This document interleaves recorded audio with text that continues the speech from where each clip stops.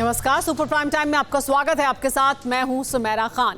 अगले 1 घंटे तक हम आपको दिखाएंगे देश दुनिया की तमाम बड़ी और अहम खबरें, वर्ल्ड एक्सक्लूसिव न्यूज स्टोरीज और ब्रेकिंग न्यूज। तो आइए करते हैं शुरुआत। सबसे पहले बात उत्तर प्रदेश की। उत्तर प्रदेश में चुनाव की तारीखों का ऐलान नहीं हुआ है, लेकिन मैदान सज चुका है। नेताओं की फौज उतर चुकी है। जुबानी प्रहार और पलटवार शुरू हो चुका है। आज यूपी के 2 हिस्सों में 4 बड़े नेता उतरे थे। पश्चिमी उत्तर प्रदेश में अमित शाह के साथ योगी आदित्यनाथ अपनी सरकार के कामकाज को गिना रहे थे, विपक्षी नेताओं को ललकार रहे थे। वहीं पश्चिमी यूपी में ही प्रियंका गांधी कांग्रेस की सत्ता में वापसी की प्रतिज्ञा दोहरा रही थी। मुरादाबाद से करीब 550 किलोमीटर दूर बुंदेलखंड में अखिलेश यादव दहाड़ रहे थे। उन्होंने योगी सरकार की खामियां गिनाई, किसानों के मुद्दे पर बीजेपी को घेरा। हम आपको दिखाते हैं कि आज उत्तर प्रदेश में सियासी माहौल कितना गर्म था।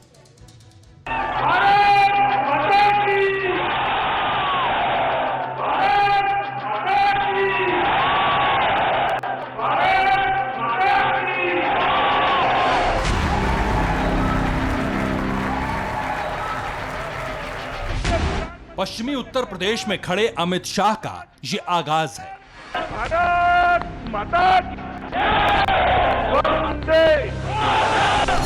अमित शाह की मौजूदगी में ये मुख्यमंत्री योगी की दहाड़ है। 500 वर्षों का इंतजार, अयोध्या में श्री राम जन्मभूमि का समाप्त हुआ। अमित शाह और योगी आदित्यनाथ से 200 किलोमीटर दूर प्रियंका गांधी का ये सियासी प्रहार है। सशक्त बनो, अपने हक के लिए खुद लड़ो, कोई नहीं आएगा तुम्हारे लिए लड़ने के लिए, तुम खुद लड़ोगी और मैं तुम्हारे साथ खड़ी हूँ।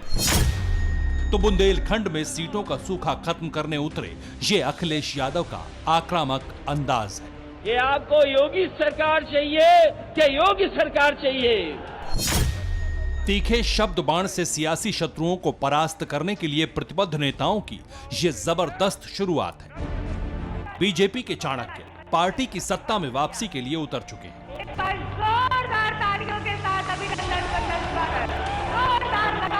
योगी आदित्यनाथ के साथ मैदान में विपक्षी नेताओं को ललकार रहे हैं। अखिलेश यादव सत्ता के शीर्ष तक पहुंचने के लिए रास्ता तलाश रहे हैं। सरकार बनेगी तो अपने किसानों के लिए सिंचाई मुफ्त के लिए इंतजाम करने का काम समाजवादी लोग करेंगे।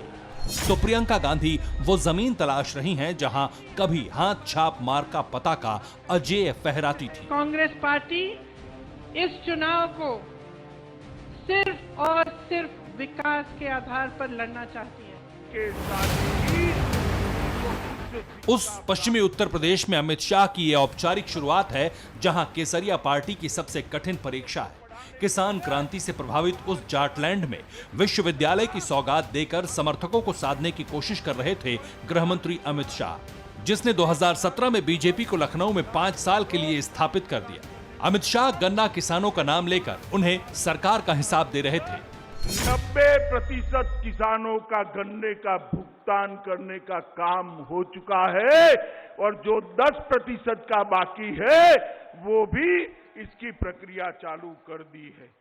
पश्चिमी यूपी हो या पूर्वी यूपी हो, कहीं पर भी एक भी मिल भारतीय जनता पार्टी की योगी सरकार बनने के बाद बेची नहीं गई है, बंद नहीं हुई। अब जरा समझिए पश्चिमी उत्तर प्रदेश का सियासी समीकरण क्या है। यूपी विधानसभा की 403 सीटों में से 136 सीटें पश्चिमी उत्तर प्रदेश में हैं। 2012 में पश्चिमी उत्तर प्रदेश में समाजवादी पार्टी को सबसे ज्यादा 58 सीटें मिली थीं और वो सत्ता तक पहुंची थी, जबकि यहीं पर 2012 में बीजेपी को सिर्फ 20 सीटें ही मिल पाई थी। 2017 में पश्चिमी उत्तर प्रदेश में बीजेपी को लगभग एक मुश्त वोट मिला और सीटें थीं 103। और बरसों बाद बीजेपी देश के सबसे बड़े सूबे की सत्ता में लौटी थी। लेकिन इस बार जाटलैंड पर बीजेपी का समीकरण बदल चुका है, क्योंकि किसान आंदोलन की वजह से पश्चिमी उत्तर प्रदेश सबसे ज्यादा प्रभावित है। और अन्नदाता आंदोलन के बीच जाटों के नेता जयंत चौधरी अपना हैंडपंप लेकर अखिलेश यादव की साइकिल पर सवार हो चुके हैं। अमित शाह को अंदाजा है कि पश्चिमी यूपी में उनकी चुनौती अखिलेश और जयंत है, लिहाजा उन पर सीधे अटैक कर रहे हैं। यही अखिलेश जी ताना लगाया था वही मंदिर बनाएंगे, मगर तिथि नहीं बताएंगे। अखिलेश बाबू देख लीजिए, प्रधानमंत्री जी ने आज अयोध्या में आसमान को छूने वाला राम मंदिर के निर्माण का काम किया। योगी जी ने उत्तर प्रदेश को भ्रष्टाचार के रास्ते से बाहर निकालकर विकास के रास्ते पर लाने का काम किया, दंगा मुक्त बनाया है, कानून का शासन स्थापित किया है। सहारनपुर में मां शाकुंभरी देवी यूनिवर्सिटी का शिलान्यास करने पहुंचे अमित शाह ने योगी सरकार के कामकाज का ब्यौरा दिया। उन्होंने लोगों को समझाने की कोशिश की कि योगी आदित्यनाथ ने कैसे 5 बरस में यूपी का कायाकल्प कर दिया है। 2017 में यही सहारनपुर में मैं आया था। मैंने उनको कहा था कि आप एक बार भारतीय जनता पार्टी की सरकार बना दीजिए, आपको पलायन करने वाले उत्तर प्रदेश से पलायन करते जाएंगे। कि पूरे पश्चिमी उत्तर प्रदेश के अंदर गुंडा माफिया और जिस प्रकार के तत्वों का शासन था, उससे पश्चिमी उत्तर प्रदेश को मुक्त कराकर पश्चिमी उत्तर प्रदेश का सम्मान लौटाने का काम श्री योगी आदित्यनाथ ने किया है। अमित शाह ने धारा 370, ट्रिपल तलाक और राम मंदिर का जिक्र कर अपनी लकीर खींच दी। शाह से पहले मुख्यमंत्री योगी आदित्यनाथ ने कुछ यूं अपने कामकाज की व्याख्या करते हुए विपक्ष पर प्रहार किया। कौन नहीं जानता कि सहारनपुर के दंगाइयों को लखनऊ में सम्मानित किया जाता था, लेकिन भाइयों बहनों, पिछले 4.5 वर्ष के अंदर आपने देखा होगा, प्रदेश में दंगा नहीं, कांवड़ यात्रा हो या फिर होली और दीपावली, दुर्गा पूजा हो या जन्माष्टमी के आयोजन, पर्व और त्योहार शांतिपूर्ण तरीके से मनाए जा रहे हैं। यही नहीं, 500 वर्षों का इंतजार अयोध्या में श्री राम जन्मभूमि का समाप्त हुआ। योगी और शाह जिन अखिलेश यादव को चुनौती मानकर धारा प्रवाह प्रहार कर रहे हैं, वो बुंदेलखंड में थे। उनके बारे में बताएंगे, मगर पहले सुनिए प्रियंका गांधी को, जो पश्चिमी उत्तर प्रदेश में ही थी। मुझे आश्चर्य हुआ मैं जब यूपी आई। जमीन की माफिया, नदी की माफिया, बालू की माफिया, पढ़ाई की माफिया, इम्तिहानों की माफिया, जहां देखो माफिया ही माफिया। मुझे तो आश्चर्य है कि सांस पे कोई माफिया नहीं है कि आप सांस ले रहे हैं और आपसे हफ्ता लिया जाए। दरअसल प्रतिज्ञा रैली करने प्रियंका अपने ससुराल यानी मुरादाबाद में खड़ी थी। हालांकि मुरादाबाद में कांग्रेस 0 पर सिमटी हुई है। पश्चिमी उत्तर प्रदेश की 136 विधानसभा सीटों में से कांग्रेस के पास सिर्फ 2 सीटें हैं। 2017 में कांग्रेस को सिर्फ सहारनपुर में 2 सीटें मिली थी। तब अखिलेश यादव का हाथ थामे कांग्रेस चुनाव लड़ रही थी, जबकि 2012 में कांग्रेस को 8 सीटें मिली थी। लेकिन इस बार किसान क्रांति के बीच कांग्रेस भी नई उम्मीद देख रही है। 700 से अधिक किसान शहीद हुए। उन 700 शहीदों के लिए प्रधानमंत्री जी 2 मिनट के लिए भी संसद में मौन नहीं रहे। 2 मिनट का मौन नहीं किया, संसद में चर्चा भी नहीं की उन कानूनों पर जिन कानूनों को रद्द करने जा रहे थे। किसानों की बहुत बड़ी बड़ी समस्याएं हैं जिनको सरकार बार बार नकार रही है। आप ही को मालूम है कि गन्ना का कितना आपको भुगतान मिला। अभी भी 4000 करोड़ का भुगतान बचा है। हवाई चप्पल में चलने वाले लोगों को हम हवाई जहाज में बैठा देंगे। कांग्रेस और बीजेपी के बड़े नेता पश्चिम में जोर आजमाइश कर रहे थे, तो अखिलेश यादव की साइकिल बुंदेलखंड में घूम रही थी।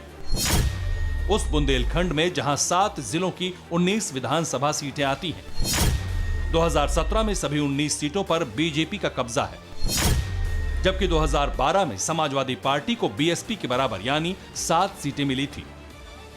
तब अखिलेश 5 कालिदास मार्ग तक पहुंचे थे। लिहाजा इस बार 2012 से ज्यादा सीटें जीतने की मशक्कत कर रहे हैं, सरकार की खामियां गिना रहे हैं। कोई नौकरी रोजगार का सपना नहीं देख सकता। अगर किसी ने सपने को मारा है तो यही झूठ बोलने वालों ने सपनों को खत्म कर दिया। उत्तर प्रदेश के हालात जो पैदा किए हैं, आज जो नफरत फैलाई है, ये जो बर्बादी हुई है, इतनी लूट कभी नहीं हुई होगी। बुंदेलखंड की क्या स्थिति है, ये किसी को बताने की जरूरत नहीं है। तमाम मुद्दों के बावजूद जातीय समीकरण ही सीटों को साधता रहा है। ललितपुर में खड़े अखिलेश यादव सरकार पर प्रहार कर वादों की बौछार कर रहे हैं। जब ये नीति आयोग कह रहा है कि 32 लाख लोग गरीब हैं, 32 लाख गरीब आपके बुंदेलखंड में हैं, तो चाहे हमें सरकारी बजट से ज्यादा मदद करनी पड़े, चाहे हमें समाजवादी पेंशन से अच्छी कोई योजना चलानी पड़े, अपनी माताओं बहनों को, उन परिवारों को सम्मान देने के लिए पहले 500 रुपए देते थे, इस बार अगर हमें 3 गुना भी देना पड़ेगा तो उन परिवारों की मदद करने का काम समाजवादी सरकार में होगा। जाहिर है कि बुंदेलखंड में अपनी सीटों का सूखा खत्म करने के लिए अखिलेश यादव ने अपनी पूरी ताकत झोंक दी है। वो फिर से सत्ता में वापसी की कोशिश में है, लेकिन योगी आदित्यनाथ और बीजेपी की पूरी टीम इतिहास दोहराने में लगी है। यही वजह है कि उत्तर प्रदेश में चुनाव के ऐलान से पहले जबरदस्त जंग की शुरुआत हो चुकी है। Bureau report, TV9 Bharatvarsh.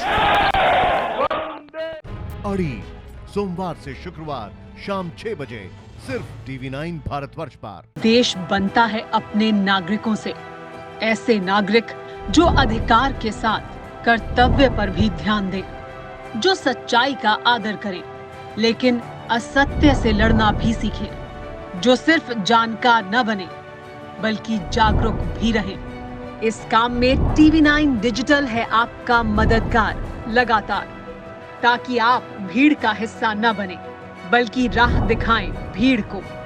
देखते रहिए TV9 डिजिटल।